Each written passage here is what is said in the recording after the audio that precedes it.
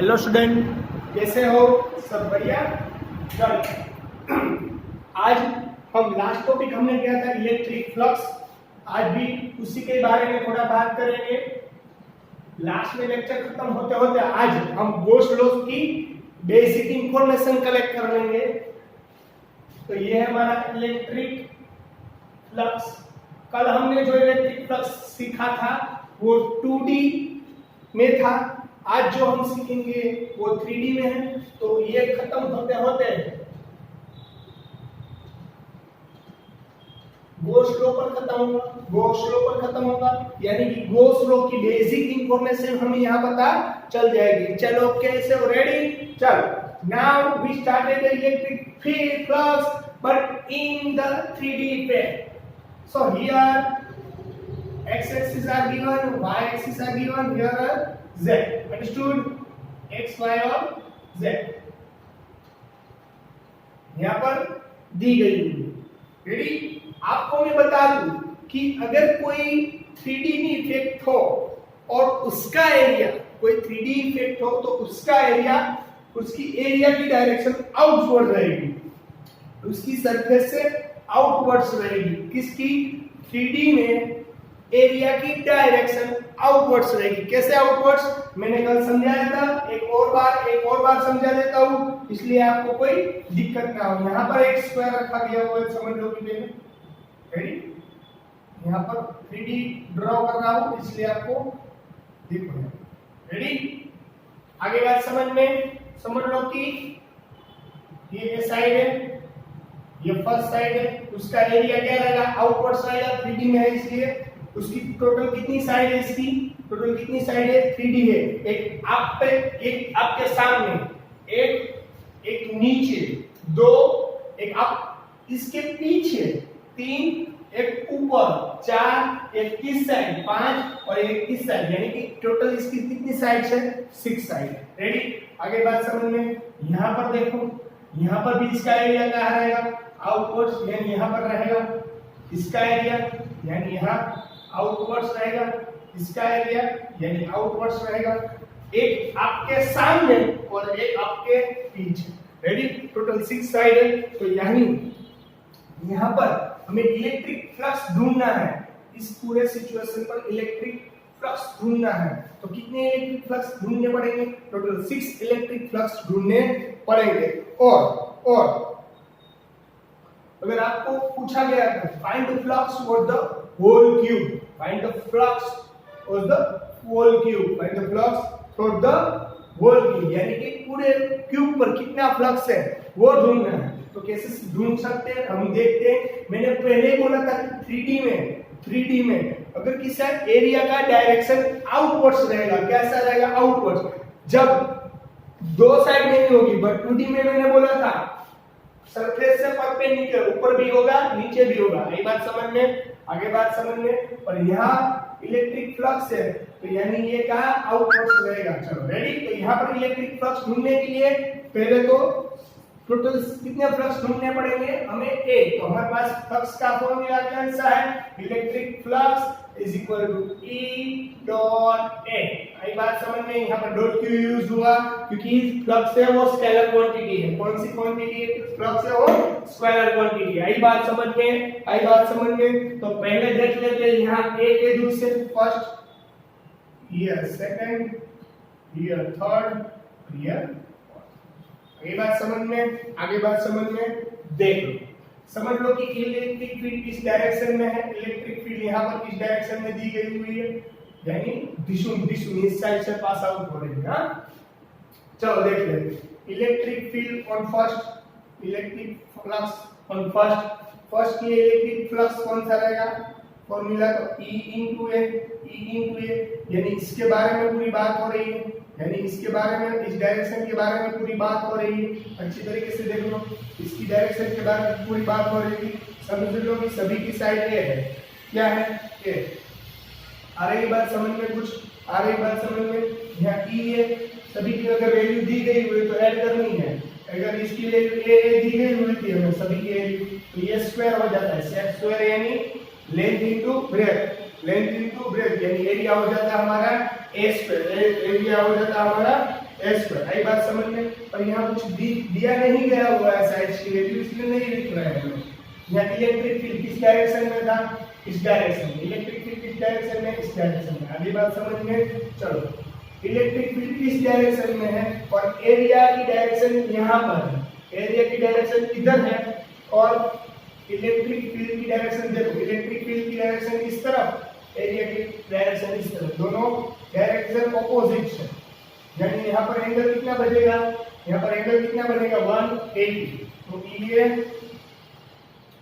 cos theta, EA cos theta, theta ये में क्या मिला? थीटा 180 बनता है, तो cos 180, थीटा की जगह 180, cos 180 यानी आपको मालूम है -1, cos 180 यानी आपको मालूम है -1, यानी हमारा यहाँ पर फ्लक्स कैसा हो गया? +1 = -EA। आगे बात समझ में? चलो, अब हम सेकंड फ्लक्स ढूंढेंगे। सेकंड फ्लक्स से देखो यार, सेकंड फ्लक्स देखो आप यहाँ पर, सेकंड है लिख लिया। चलो, अब फ्लक्स और second part here, area perpendicular है। देखो इसका एरिया आउटवर्ड्स है ना, इसका एरिया इस डायरेक्शन में और इलेक्ट्रिक फील्ड लाइन इस डायरेक्शन में, यानी दोनों एक दूसरे के साथ कैसा हो गया? परपेंडिकुलर, यानी कि परपेंडिकुलर पर एंगल कितना बनता है? 90। यानी कि इलेक्ट्रिक फ्लक्स की फॉर्मूला कौन सी है? E डॉट A पर cos थीटा, थीटा यानी E डॉट A यानी E डॉट A, थीटा यानी cos 90, cos 90 यानी क्या होता है? cos 90 यानी 0। तो ये पूरी टर्म यानी फ्लक्स हमारा दूसरा है, तो कैसा हो जाएगा? 0। ये अगर cos 90 0 है तो 0 मल्टीप्लाई किससे साथ करो? आंसर 0 ही रहेगा। रेडी? अब हम ढूंढेंगे हमारा फ्लक्स 3। चलो, फ्लक्स 3 क्या है? यहाँ पर है, इसका एरिया किस तरह डायरेक्शन में? देखो इसका एरिया इस डायरेक्शन में, इलेक्ट्रिक फ्लक्स भी इस डायरेक्शन में, both direction will be same. Here देखो, ये इलेक्ट्रिक फील्ड लाइन है और ये है एरिया। देखो ये दोनों एक ही लाइन में, आई बात समझ में? इन दोनों की डायरेक्शन सेम है, यानी फॉर्मूला रहेगी EA cos थीटा। आई बात समझ में? चलो, EA करो, E एज इट इज, ए की वैल्यू क्या सब्स्टिट्यूट करनी पड़ेगी हमें? ए की वैल्यू एज इट इज रहेगी। थीटा कितना रहेगा हमारा? थीटा कितना रहेगा? थीटा रहेगा 0। क्यों? क्योंकि both direction will be same. Then theta is equal to 0, cos 0 यानी 1, cos 0 यानी 1, cos 0 यानी 1। आगे बात समझ में? चलो, अब हम ढूंढते हैं फ्लक्स नंबर 4। रेडी? देखो फ्लक्स नंबर 4 है, देख लेना अच्छी तरीके से। चलो, फ्लक्स 4 है, वो नीचे की डायरेक्शन में, यानी वो परपेंडिकुलर है। कौन सा है? परपेंडिकुलर। कौन सा है? परपेंडिकुलर। रेडी? तो यहाँ की है, रेडी? परपेंडिकुलर है, यानी इस तरह से ये नीचे एरिया की डायरेक्शन है ये, और ये इलेक्ट्रिक फील्ड, ये दोनों परपेंडिकुलर, यानी एंगल बनता है 90। तो same E dot A cos theta, theta यानी 90, यानी cos 90 का आपको मालूम है क्या होगा? 0, यानी हमारा फ्लक्स कैसा हो जाएगा? 0। फ्लक्स कैसा हो जाएगा? 0। आई बात समझ में? ना फ्लक्स 5 और इस फ्लक्स 6 बोथ विल बी 0। क्यों 0 होगा? देखो मैं बता देता हूँ, फ्लक्स 5 और फ्लक्स 6 क्यों 0 होगा? पांचवी डायरेक्शन वो आपके साइड है, यानी बाहर की तरफ है। बाहर की तरफ यानी एरिया इस तरफ रहेगा ना, बाहर आउटवर्ड्स होगा इसका एरिया, आउटवर्ड्स। डायरेक्शन किसकी? इलेक्ट्रिक फील्ड की, दोनों के साथ हो गया परपेंडिकुलर, इसलिए 0। आगे बात समझ में? पीछे की डायरेक्शन, तो उसका एरिया इस तरफ होगा, क्योंकि वो भी उसकी एरिया की डायरेक्शन आउटवर्ड्स रहेगी, इसलिए इस डायरेक्शन में होगा। पीछे की बात कर रहा हूं, आगे तो 0 हो गया, यानी 5th 0 हो गया, 6th 0 कैसे होता है? फील्ड की डायरेक्शन इस साइड, पीछे एरिया की डायरेक्शन इस साइड, यानी ये दोनों कैसा हो गया? परपेंडिकुलर। तो हियर थीटा विल बी 0, यानी 60 electric flux 5 and electric flux 6 will be 0. तो flux for the whole cube, flux for the whole cube.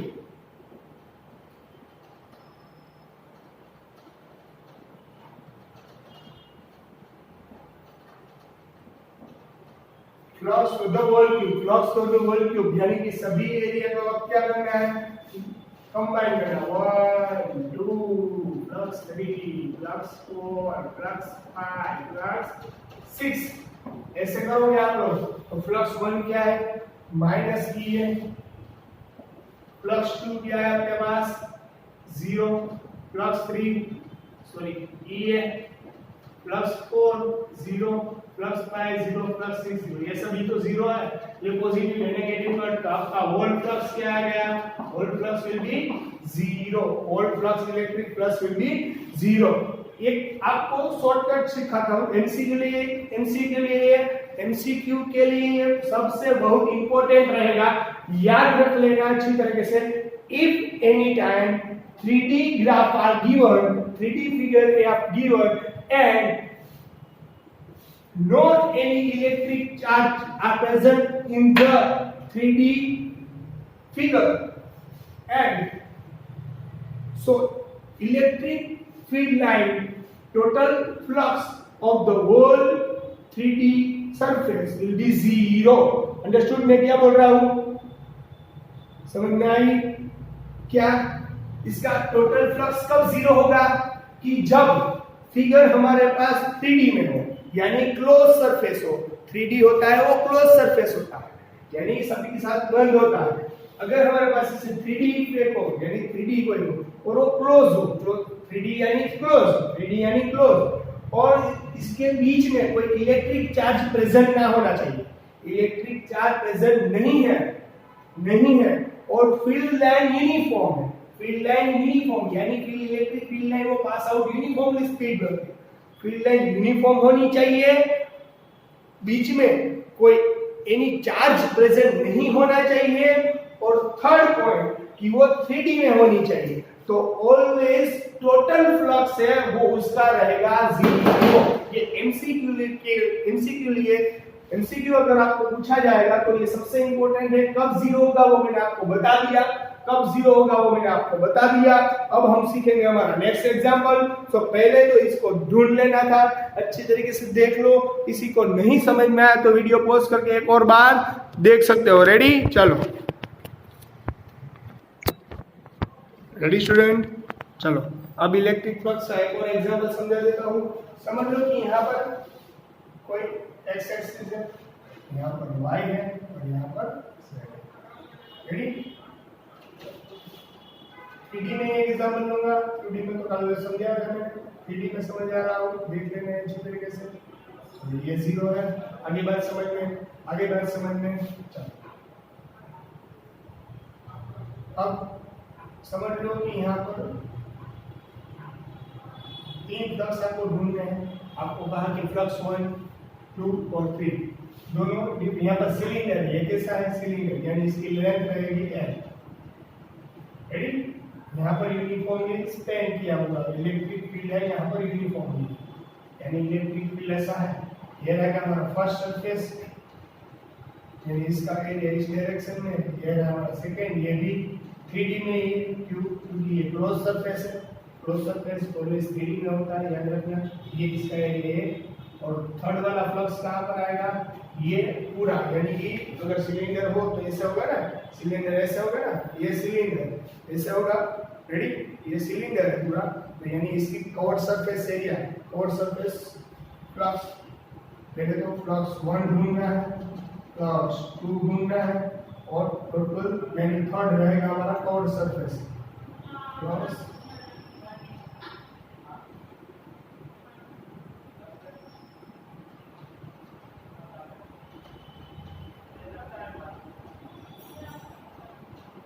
Flux of curved surface को ढूंढना है और हमें टोटल फ्लक्स भी ढूंढना है। रेडी, तो पहले तो हमारे पास कितनी डायरेक्शन है वो देख लेना जरूरी है, इसका फ्लक्स और पूरी जो बाहर की डायरेक्शन है यानी कि पूरा गोल है उसका भी फ्लक्स, हमें गोल नहीं है पर ऐसे डायरेक्शन ऐसी रहेगी ना।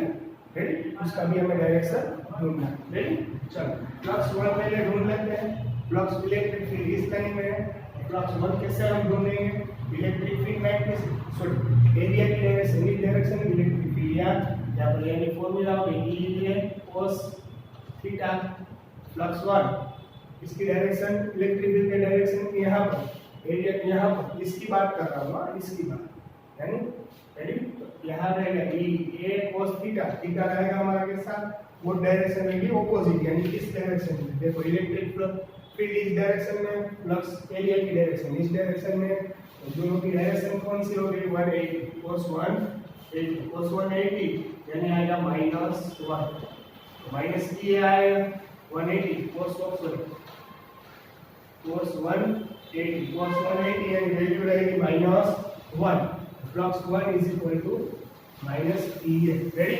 चलो अब दूसरा फ्लक्स ढूंढेंगे हम लोग, फ्लक्स 2 EA cos थीटा, यानी इसकी एरिया की डायरेक्शन आउटवर्ड्स, यानी इस डायरेक्शन में रहेगी electric field line, both direction will be same, that reason with our theta is equal to 0, EA cos 0 यानी 1, cos 0 यानी 1, EA cos 0 यानी हो गया 1, यानी फ्लक्स हो गई EA। आई बात समझ में? फ्लक्स हो गया हमारा EA। अब हम ढूंढेंगे हमारा थर्ड फ्लक्स, कौन सरफेस एरिया,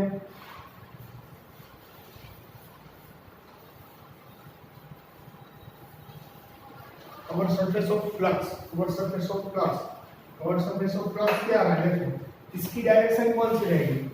ये पूरा गोल है, यानी ऊपर में जाओ, क्योंकि ये आउटवर्ड्स होगी ना, मैंने बोला था ना ये पूरा ऐसे है, तो जहां पर भी आप इसका एरिया की डायरेक्शन लो वो आउटवर्ड्स ही रहेगी, क्यों? ये 3D है, या बाहर जाएगी, यहाँ से लो, अगर यहाँ पर है बरोबर, यहाँ पर समझ लो कि पूरा क्या है, ये सिलेंडर, तो इसकी यहाँ से लो आउटवर्ड्स, इसकी एरिया की डायरेक्शन आउटवर्ड्स, यहाँ से लो इसकी एरिया की डायरेक्शन आउटवर्ड, यहाँ से लो एरिया की डायरेक्शन आउटवर्ड्स, यहाँ से लो इसकी एरिया की डायरेक्शन आउटवर्ड्स ही रहेगी। और इलेक्ट्रिक फील्ड लाइन इस डायरेक्शन में, इलेक्ट्रिक फील्ड लाइन इस डायरेक्शन में, यानी कोई भी आप डायरेक्शन एरिया की ले लो, पर इलेक्ट्रिक फील्ड इस डायरेक्शन में, इसलिए यहाँ से लो तो भी परपेंडिकुलर, यहाँ से लो तो भी परपेंडिकुलर, यहाँ से लो तो भी परपेंडिकुलर, और यहाँ से लो तो भी परपेंडिकुलर ही रहेगा।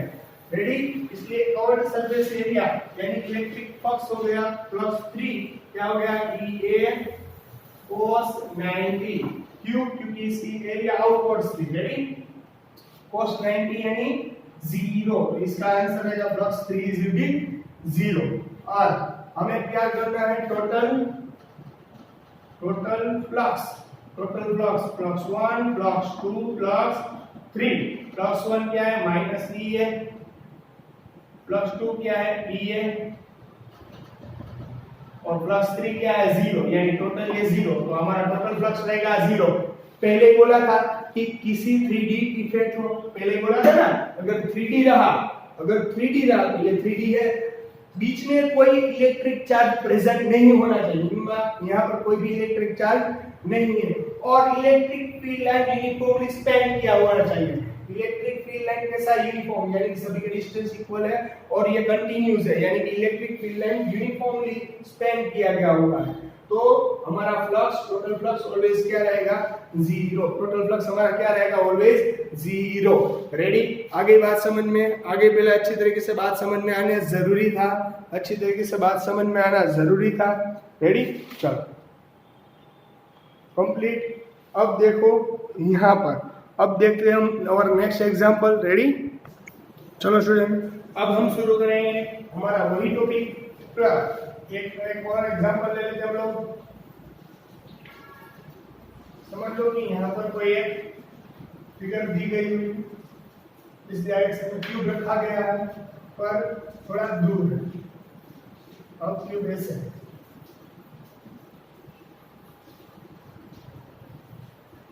इस डायरेक्शन में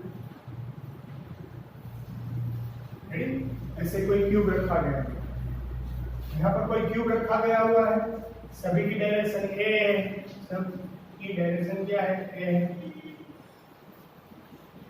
रेडी। चलो यहाँ से यहाँ तक का डिस्टेंस समझ लो कि x दिया गया हुआ है, x यानी ये, यहाँ का distance x is equal to a। Electric field line इसे दी गई यूनिफॉर्मली स्पेन की गई हुई, यानी कि इलेक्ट्रिक फील्ड हमें दी गया हुआ है E × x। आगे बात समझ में, E × एक्स।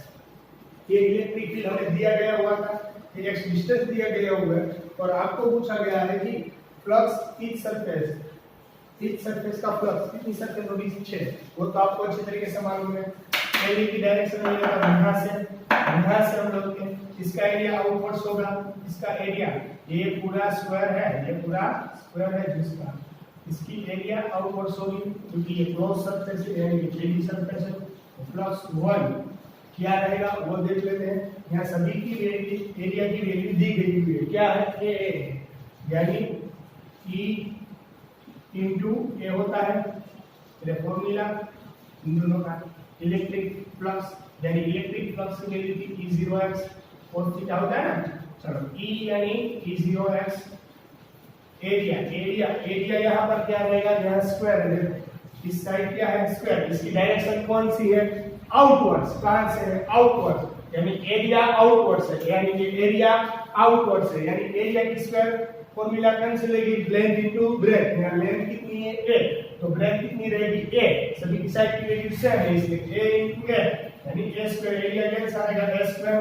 आई बात समझ में, cos थीटा एरिया की डायरेक्शन ही डायरेक्शन में, यहाँ पर इलेक्ट्रिक फ्लक्स की डायरेक्शन यहाँ पर, दोनों में एंगल कितना बनता है 180, तो cos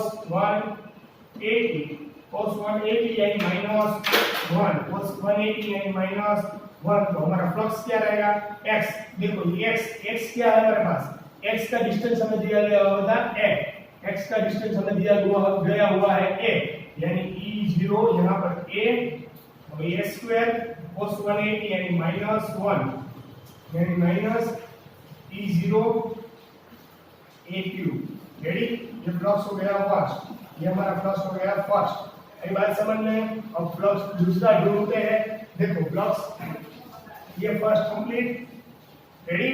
अब मैं सेकंड ले रहा हूं, तो देख लेना आप कि सेकंड क्या ले रहा हूं, ये है हमारा सेकंड देखो, तो ये इसकी एरिया आउटवर्ड्स होगी, तो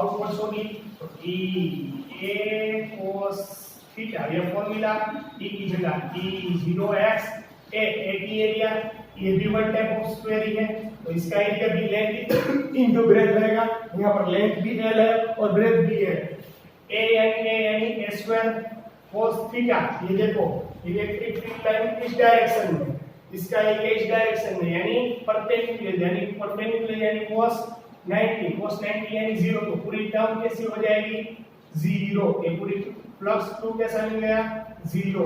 अब फ्लक्स 3 कैसे फाइंड करेंगे, समझ लो कि ये 3 है,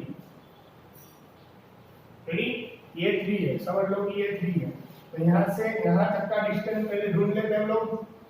Q3 flux formula E into A cos theta, देखो इसका आउटवर्ड से यानी नीचे की डायरेक्शन में रहेगा, आउटवर्ड से यानी कि नीचे की डायरेक्शन में रहेगा, रेडी। तो इसका फॉर्मूला E0x ऊपर की तरह ही रहेगा, देख लो, यानी ये नीचे की तरफ, इसके एरिया की डायरेक्शन इस तरफ, इलेक्ट्रिक फील्ड लाइन दोनों पर परपेंडिकुलर, यानी ये भी कैसा हो गया 0। आई बात समझ में, दोनों 0। आई बात समझ में, डायरेक्ट लिख दिया, अब तो समझ में नहीं चाहिए। चलो इसकी बात कर रहे हैं, अब हम इसकी बात कर रहे हैं, ये कोस, रेडी। चलो a cos थीटा फॉर्मूला तो वही रहेगी, और देखो दोनों की डायरेक्शन यहाँ एरिया इस डायरेक्शन में रहेगी, एरिया की डायरेक्शन बाहर आउटवर्ड से बाहर की तरफ होगी, electric field line are on the same way, so और थीटा इज इक्वल टू 180 और थीटा इज इक्वल टू 180। आई बात समझ में, या 0 theta is equal to 10 because of both direction will be same, then region of theta, जो देखो दोनों की डायरेक्शन सेम है ना, एरिया की डायरेक्शन बाहर और इलेक्ट्रिक फील्ड लाइन भी बाहर, यानी थीटा विल बी 0, यानी थीटा हमारा हो गया 0। चलो थीटा 0, तो यहाँ रहेगा a cos 0, e की जगह वैल्यू सब्स्टिट्यूट करनी पड़ेगी E0x a यानी एरिया की फॉर्मूला कौन सी है, लेंथ इनटू ब्रेथ यानी a स्क्वायर, cos 0 यानी 1, रेडी।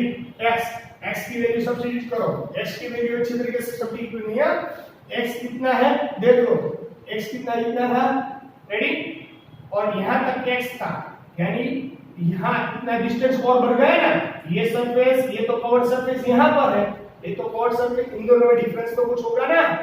यहाँ का लेना है हमें, ये आपकी बाहर की साइड है, फिर पीछे की साइड 6, और यहाँ का लिया हमने, तो यहाँ से यहाँ तक का डिस्टेंस x था, तो यहाँ से यहाँ तक का डिस्टेंस और x होगा, यानी 2x होगा, तो 2x होगा तो यहाँ पर 2a आ जाएगा ना। आई बात समझ में कि नहीं आ रही समझ में? ये x हमारा कैसा हो जाएगा, इतना हो जाएगा, इतना x हो जाएगा ना, क्योंकि यहाँ तक का डिस्टेंस x है, और यहाँ से यहाँ तक का डिस्टेंस बढ़ जाएगा, यानी x की जगह आ जाएगा 2a, क्या आ जाएगा 2a, यानी 1, ready, 2a into E0 2a cube, E0 2a cube, ये रहेगा हमारा फ्लक्स 4, ये रहेगा हमारा फ्लक्स 4, फ्लक्स 4, फ्लक्स 5 और 6 तो आपको तो मालूम है, फ्लक्स 5 और 6 क्या हो जाता है 0, क्योंकि एक डायरेक्शन आपकी ओर और एक डायरेक्शन पीछे है, ready, flux 5 is equal to flux 6 will be 0, both will be 0। आ गई बात समझ में? आ गई बात? तो मैं तो टोटल फ्लक्स लेना है, यहाँ पर देखो, यहाँ टोटल फ्लक्स 0 नहीं मिलेगा, total close flux, total close flux यानी 5 0 रहेगा कि नहीं रहेगा?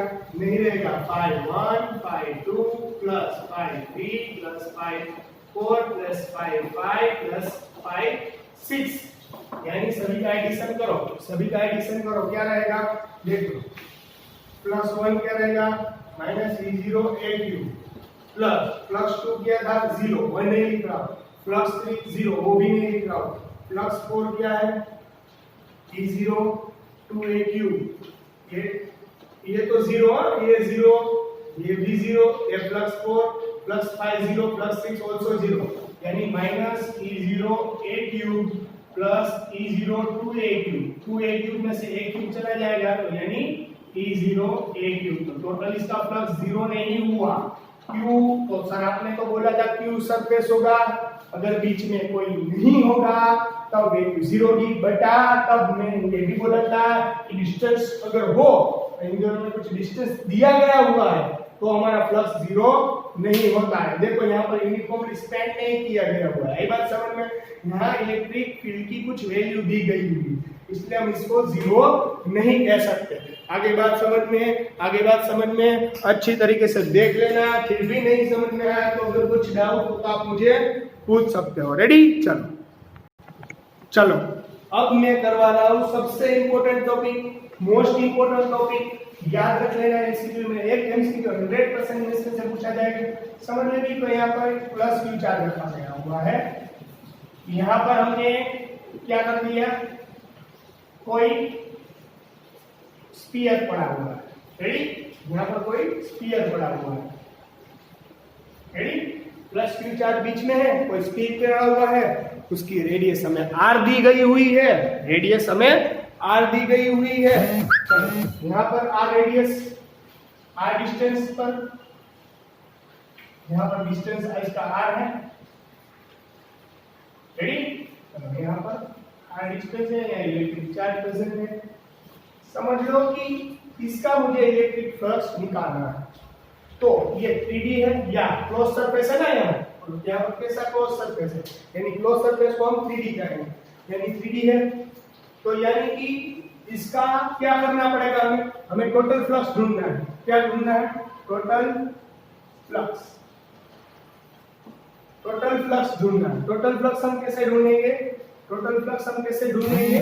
तो पहले तो इसका पार्ट निकालना पड़ेगा, इसका पार्ट निकालना पड़ेगा, इसका पार्ट, इसका पार्ट, छोटे छोटे छोटे छोटे छोटे सभी पार्ट निकालो और सब पार्ट को कंबाइन कर दो, सब पार्ट को कंबाइन कर दो, तो हमारा मिल जाएगा टोटल फ्लक्स। जितनी सरफेस है यहाँ तो पूरी सरफेस है, यानी सबका फ्लक्स निकालना पड़ेगा, सबका फ्लक्स निकालना पड़ेगा, और हमें मिल जाएगी हमारी, हमें क्या मिल जाएगी, रेडी, हमें मिल जाएगा हमारा टोटल फ्लक्स। पर टोटल फ्लक्स यानी सर ऐसे कैसे कर सकते हैं, यहाँ तो कितने सारे, तो आपको मैंने बताया था जब इकट्ठा करना हो, सबको इकट्ठा करना हो और आपके पास छोटी छोटी वैल्यू हो तब हमें इंटीग्रेशन यूज करना है। क्या करना है? यूज इंटीग्रेशन, वो मैंने आपको समझाया था। रेडी, रेडी, चलो यहाँ पर मैं स्मॉल ले लेता हूँ, कोई स्मॉल पार्ट लेता हूँ। यहाँ पर सब समझो तो मैंने यहाँ से ये ले लिया पूरा स्मॉल पार्ट। रेडी?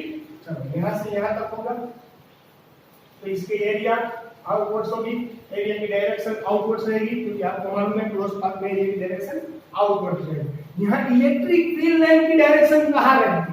आप सोचो, चलो जल्दी सोचो, जल्दी सोचो, आपकी इलेक्ट्रिक फील्ड लाइन कहाँ रहेगी? चलो रेडी? चलो सोचने का टाइम और हो गया।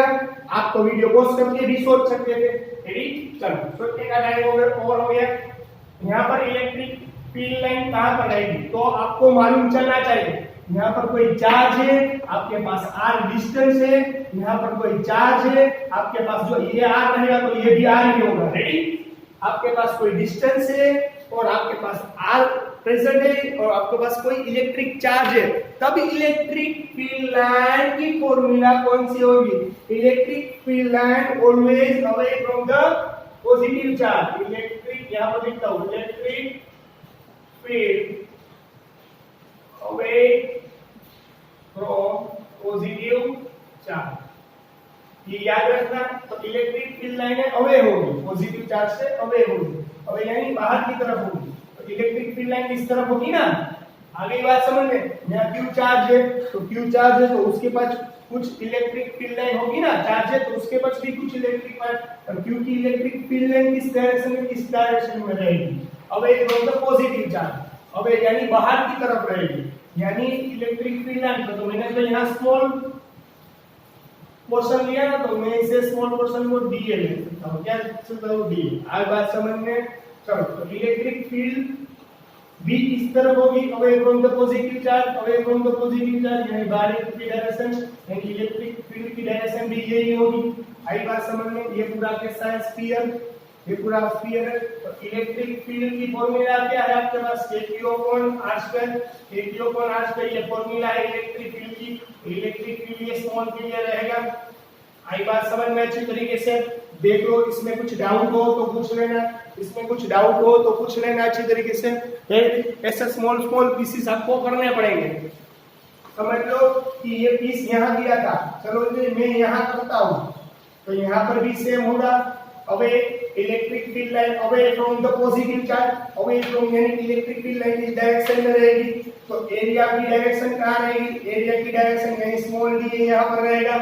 तो इलेक्ट्रिक फील्ड लाइन की डायरेक्शन यहाँ ही रहेगी। ये इलेक्ट्रिक फील्ड लाइन की डायरेक्शन है, ये एरिया की डायरेक्शन, बहुत डायरेक्शन में जिससे समझ लो कि मैं यहाँ रहता तो यहाँ पोर्शन निकालता हूँ, यहाँ पर पोर्शन में भी सेम होगा, इसकी डायरेक्शन आउटवर्ड से रहेगी। Ready? Electric field line away from the positive charge यानी यहाँ पर होगी। सेम डायरेक्शन अगर मैं यहाँ निकालता हूँ तो यहाँ पर भी ऐसा होगा। क्या? अवे एरिया की डायरेक्शन आउटवर्ड्स और same position away from the positive charge, यानी कहां पर भी निकालोगे इलेक्ट्रिक लाइन एरिया की डायरेक्शन और इलेक्ट्रिक फील्ड की डायरेक्शन दोनों की कैसी रहेगी? सेम। रेडी? यानी अब हमें निकालना पड़ेगा टोटल फ्लक्स पर हमें फॉर्मूला क्या यूज करते थे हम लोग?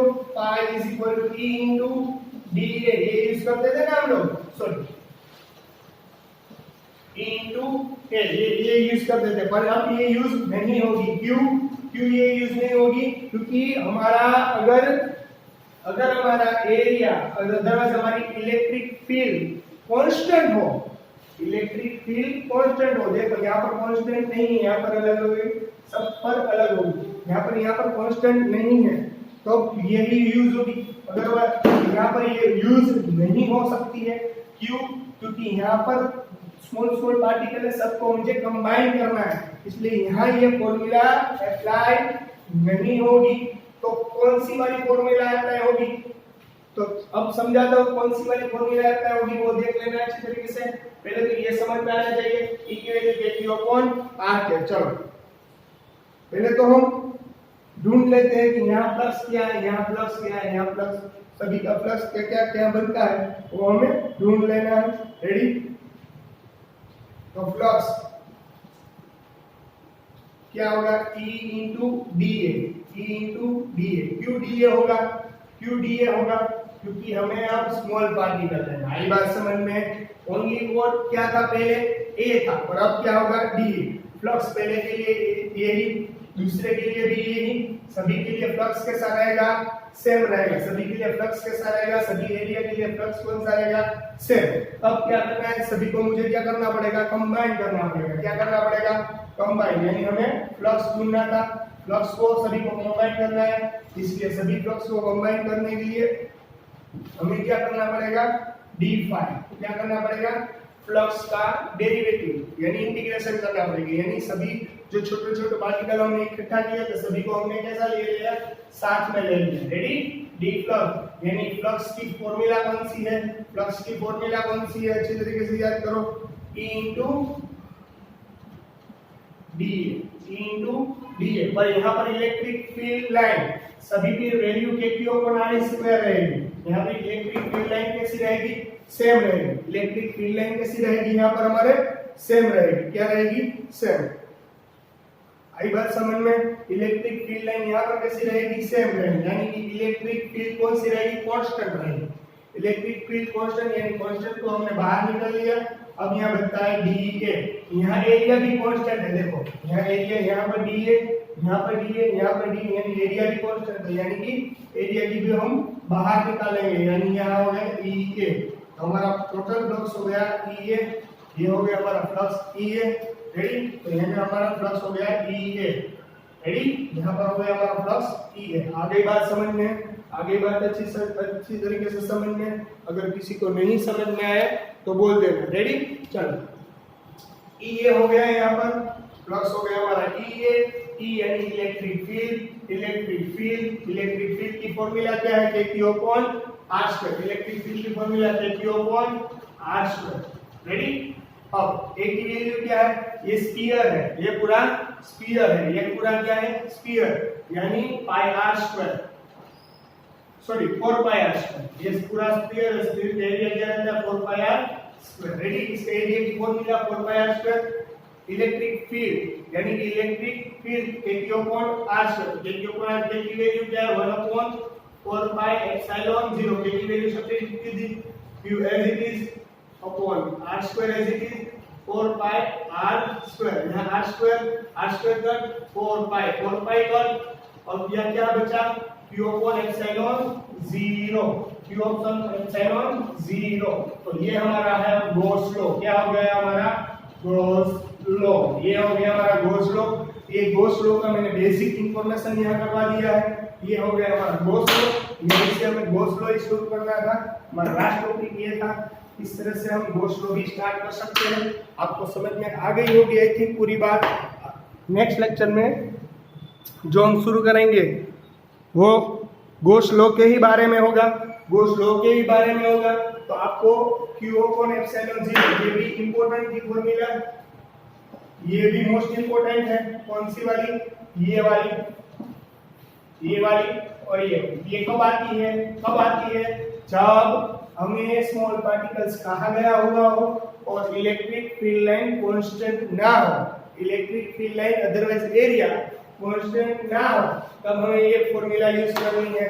रेडी, ये हो गया हमारा Gauss law, Q upon epsilon 0, phi is equal to Q upon epsilon 0। ये सब अब हम गॉस लॉ पढ़ेंगे नेक्स्ट लेक्चर में। रेडी, चलो, तो आज मैं इसके हम सब कई सारे एमसीक्यू भी सोल्व करने को दूंगा आज।